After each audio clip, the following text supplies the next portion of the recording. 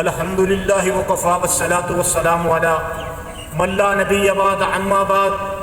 فاعوذ باللہ من الشیطان الرجیم بسم اللہ الرحمن الرحیم قال اللہ تبارک وتعالی فی کلام المجید والفرقان الحمید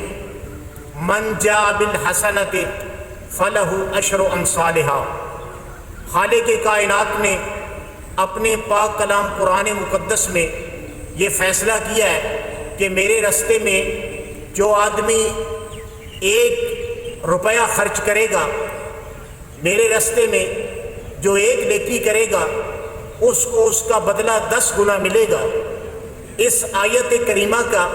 شان نزول کچھ اس طرح علماء نے بیان کیا ہے کہ ایک دن یمن کے قاضی، بدر کے غازی، حسنین کریمین کے ابو، فاتح خیبر، قاتل برحق، حضرت سیدنا علی المرتضیٰ شیر خدا حیدر کرار رضی اللہ تعالیٰ عنہ کو حضرت فاطمہ الزہرا خاتون جنت نے فرمائش کی کہ انار کھانے کے لیے جی کر رہا ہے۔ تو سیدنا علی المرتضیٰ بازار سے انار خرید کے لیے آ رہے تھے تو راستے میں ایک سوالی ملا، اس نے سوال کیا، سیدنا علی المرتضیٰ نے وہ انار اسے دے دیا۔ واپس آئے، خاتون جنت نے کہا کہ یا علی انار لے آئے ہو؟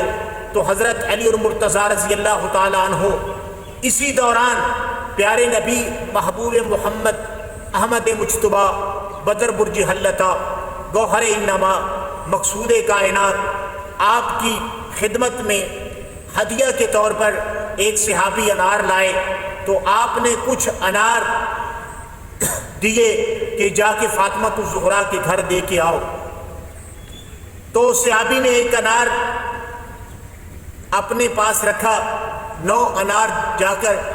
فاطمہ الزہرا کی خدمت میں پیش کر دیے۔ جب خاتون جنت نے وہ انار گنے تو وہ 9 تھے، تو خاتون جنت نے یہ کہہ کر واپس کر دیے کہ اگر ہمارے ہوتے تو یہ 10 انار ہونے تھے۔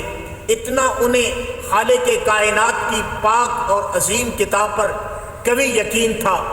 تو صحابی نے وہ 10واں انار نکال کر دیا اور کہا خاتون جنت سے اور خانوادہ رسول سے یہ بات عرض کی کہ جناب انار تو 10 ہی تھے، لیکن میں آپ کے پاس 9 لایا تھا، تو اب آپ نے کہا کہ ہمارے پاس تو 10 ہی انار ہونے تھے۔ تو آپ نے وہ انار وصول کیے، اور یوں اللہ کے پیغمبر نے اس قرآن مقدس کی یہ تشریح کر دی